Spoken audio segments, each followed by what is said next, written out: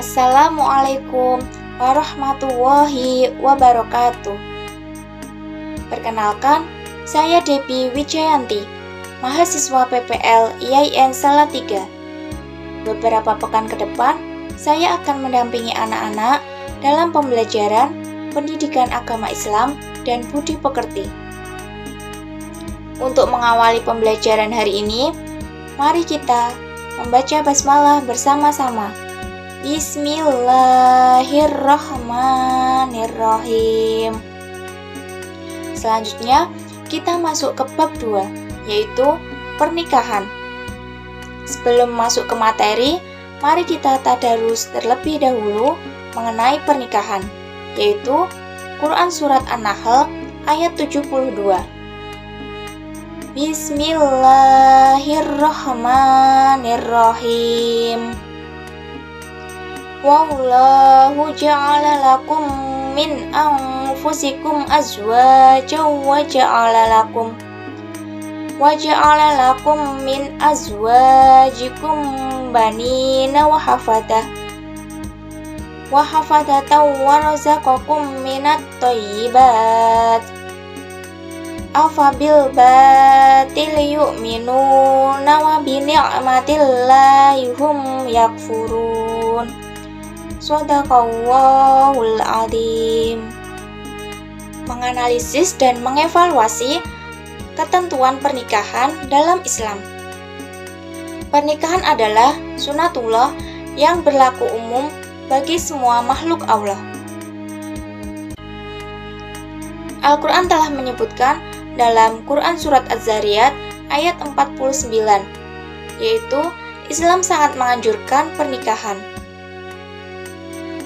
Karena dengan pernikahan, manusia akan berkembang, sehingga kehidupan umat manusia dapat dilestarikan.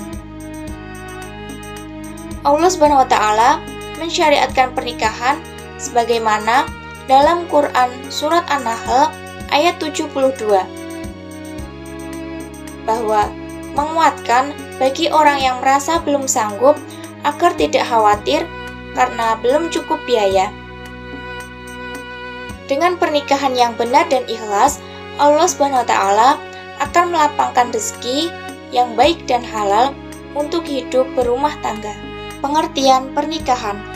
Secara bahasa, nikah berarti mengumpulkan, menggabungkan, atau menjodohkan. Sedangkan menurut syariah, nikah berarti akad yang menghalalkan pergaulan antara laki-laki dan perempuan yang bukan mahramnya, yang menimbulkan hak dan kewajiban masing-masing. Tujuan pernikahan: 1. Untuk memenuhi tuntutan naluri manusia yang asasi. 2. Untuk mendapatkan ketenangan hidup. 3. Untuk membentengi akhlak. 4. Untuk meningkatkan ibadah kepada Allah SWT. 5. Untuk mendapatkan keturunan yang saleh. 6. Untuk menegakkan rumah tangga yang islami. Selanjutnya, hukum pernikahan. Para ahli fikih sependapat bahwa hukum pernikahan tidak sama penerapannya kepada semua mukallaf, melainkan disesuaikan dengan kondisi masing-masing. Baik dilihat dari kesiapan ekonomi, fisik, mental, ataupun akhlak. Karena itu, hukum nikah bisa menjadi wajib, sunnah, mubah, makruh, dan haram. Poin selanjutnya, mahram, yaitu orang yang tidak boleh dinikahi. Al-Quran telah menjelaskan tentang orang-orang yang tidak boleh atau haram dinikahi dalam Quran Surat An-Nisa ayat 23-24. Mahram terbagi menjadi 2. 1.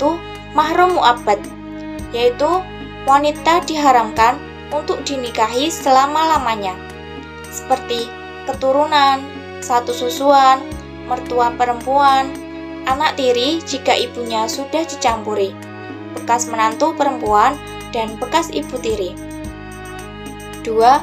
Mahram ghair mu'abbad, yaitu mahram sebab menghimpun dua perempuan yang statusnya bersaudara, Hal ini boleh dinikahi, tetapi setelah yang satu statusnya sudah bercerai atau meninggal dunia, sebab istri orang atau sebab iddah. Rukun dan syarat pernikahan. Jumhur ulama, sebagaimana juga madhab Syafi'i, mengemukakan bahwa rukun nikah ada 5, yaitu 1. Calon suami. Syaratnya adalah bukan mahram si wanita, orang yang dikehendaki, dan beridentitas jelas atau muayyan. Yang kedua, calon istri. Syaratnya adalah bukan mahram si laki-laki dan terbebas dari halangan nikah. Yang ketiga, wali. Syaratnya adalah beragama Islam, laki-laki, orang yang dikehendaki, mahram si wanita, baligh, berakal, adil, tidak buta, dan merdeka. 4. 2 orang saksi. Syaratnya adalah berjumlah 2 orang, laki-laki, bukan budak, dan bukan orang fasik. Tidak boleh merangkap sebagai saksi walaupun memenuhi kualifikasi sebagai saksi. Kemudian, sunnah dalam keadaan rela dan tidak terpaksa. Yang kelima adalah sighoh ijab qabul. Syaratnya ada 5. Pertama, tidak tergantung dengan syarat lain. Yang kedua, tidak terikat dengan waktu tertentu. Yang ketiga, boleh dengan bahasa asing. 4. Dengan menggunakan kata tajwid atau nikah. 5. Qabul harus dengan ucapan qabiltu nikahaha atau tajwijaha, dan boleh didahulukan dari ijab. Pernikahan yang tidak sah dan dilarang dalam agama Islam, yaitu ada 8. 1. Pernikahan mut'ah. 2. Pernikahan sighar. 3. Pernikahan muhalil. 4. Pernikahan orang yang ihram. 5. Pernikahan dalam masa iddah. 6. Pernikahan tanpa wali. 7. Pernikahan dengan wanita kafir selain wanita-wanita ahli kitab. 8. Menikahi mahram. Pernikahan menurut Undang-Undang Perkawinan Indonesia tahun 1974. Di dalam negara Republik Indonesia, segala sesuatu yang bersangkut paut dengan penduduk harus mendapat legalitas pemerintah dan tercatat secara resmi. Dalam rangka tertib hukum dan tertib administrasi, maka tata cara pelaksanaan pernikahan harus mengikuti prosedur sebagaimana diatur dalam Peraturan Pemerintah tentang Pelaksanaan Undang-Undang Nomor 1 Tahun 1974. Selanjutnya, hak dan kewajiban suami istri. Hak dan kewajiban suami istri mencakup 3 hal. 1. Kewajiban timbal balik antara suami dan istri, seperti hubungan seksual di antara mereka. 2. Kewajiban suami terhadap istri, seperti mahar dan nafkah. 3.